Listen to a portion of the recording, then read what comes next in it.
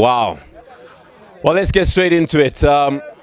Right here at the Old Mutual East Street Multi-Sports Academy, we have seen a display of cricket second to none. The Canela Sabres, who were second from bottom outside of the top four, came into this match in round 9 needing a victory. Nothing other than a win was going to be good enough for the Canela Sabres, and that's exactly what they did. At some point in time when their icon player, Sean Williams, came out, the question mark was raised. Was the team going to be able to pull through? Well, they did. At some point in time, there was a middle order collapse by their own making, simply because they literally handed the Fazak Power Raptors wickets through no less than 3 or 4 runouts during the course of the match. The match has ended in a spectacular way. The great Zimbabwean sunset has now officially been concluded. The sun has set. Shadows were strewn across the field in a match that had everything, controversy and action that you literally, if you missed it, well, what more can I say? Watch the repeat if you can. The final score is 151 for 8 after almost 20 overs for the Canela Sabres, chasing down a target of 150 set by the informed team, the team on top of the table. So hear me correctly.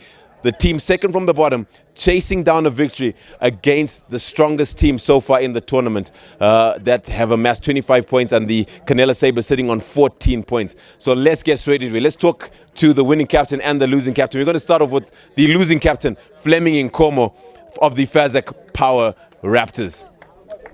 Fleming, what an incredible match. Listen, at some point in time, it looked like it was in the bag. The Canela Sabres gifted you a number of wickets.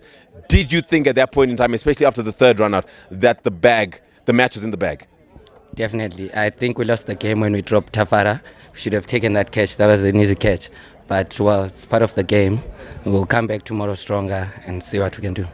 What about the controversy? There was a moment when one of your players was, your team was awarded a no ball because one of your players was outside of the inner circle, and there seemed to be a lot of conversation. Duncan Frost, the tournament director, had a conversation with you afterwards. What was that conversation all about?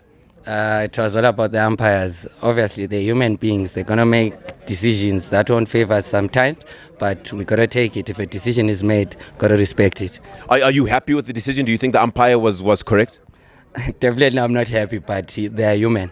That's the honest truth. They are human. All right, so now, top of the table, guaranteed top 4. Does this really matter to you at the end of the day? Every game matters. Every game. We wanted them out. One problem out becomes easier for us. But, yeah. Well, one problem out isn't what you're going to have. One problem in is what you have, because the Canela Sabres are fighting on. Thank you so much, Fleming Nkomo. Well, the match officials being called into play, described as being human, and that is the beauty of sport. It's a human sport. It is men, women playing to the best of their ability and bringing to the table their best efforts. People that brought their best efforts to the table are the Canela Sabres, the winning team. I'm going to ask the team captain to come forward and give us his views on what has been an incredible victory. Skipper, congratulations, but what a match it was. At one point, the match was slipping out of your fingers. What brought it together? I just told myself I'm taking this as deep as I can, but in the middle there we got a few wickets falling, like runouts, when we didn't need to get any runouts at that point. But yeah, I just wanted to take it as deep as I could at the end there. How desperate were you for this win? You are out of the top 4 going into this match, and now you potentially have the top 4 within your sights. How important was this victory, and what is your plan going into tomorrow's match?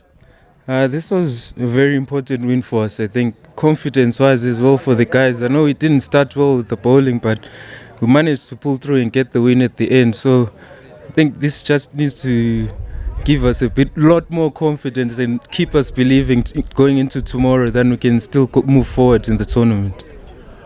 Now let's talk about, I think, the topic that's going to be spoken about the most today. The runouts. Unnecessary, poor communication. How do you fix that? How do you fix it going forward? What do you do to mitigate that? I think although we went wrong during that part, I think we tried to push a bit too hard in the middle of us. So I will work on it. It's just And you were pushing because you're desperate for the runs. Am I correct? yeah, we were. We just wanted to stay ahead of the run rate, or just about in the middle, so that we can always catch up at the end. Super well. Congratulations on the win. Canela Sabres victorious. What a match it was. Right. Let's talk about the Man of the Match award. 62 runs off only 42 balls. Timu Pariwa, Man of the Match for the Canela Sabres, shining with the bat. Congratulations. Celine's going to help me with the presentation. There you go, my man. Back again. Captain's innings. Oh, my goodness me. How's your heart, by the way? I'm very happy to get the win, to be honest. I think we all know how much we needed this, so it's really good, and I'm feeling much better today. After the start we had, I was really disappointed, but just had to pull through and finish off the game well. Those final overs. How nervous were you? Where was your heart? Walk me through that. What was going through your mind in the final 3 overs? I was just looking to hit the ball hard. Okay, so hit my gaps and run hard as well. Still had two more wickets outside, so I was confident we were going to get through, but I just didn't want to get too many dot balls, because that was going to build and create more pressure on us. Were you worried about the partnerships around you? Yeah, I was. As soon as something started to get going, we got the run-outs coming, and after the start we had that Williams got us into, I think we could have just sailed through in that middle period, just rotating the strike, and we could have still got there easily. Super. Congratulations, my man. Well, that's it from round 9. We still have round 10 to confirm who is going to be in the top 4 in the Spar Bonsa T20 Cricket League. Who is going to be in the top 4? Well, the Fazak Power Raptors have pretty much booked their place. The Fastjet Badgers are also pretty much secured. So it's going to come down to a couple of teams, namely the Canela Sabres and the Pepsi Hawks. Who is going to be in the top 4?